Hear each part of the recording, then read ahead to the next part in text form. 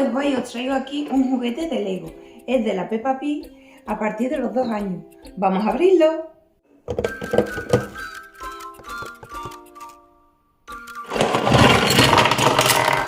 Pues tenemos la base del árbol, el árbol, para poner partes del arbolito, sus hojitas, y otro aquí. La casita del árbol, que se abre y se cierra la puerta. Tenemos a George, aquí, y a Peppa con su faldita, aquí. Tenemos la tierra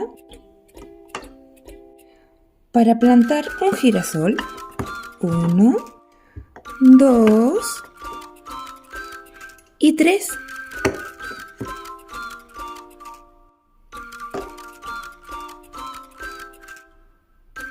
Y una regadera para regar la florecita. Y así quedaría.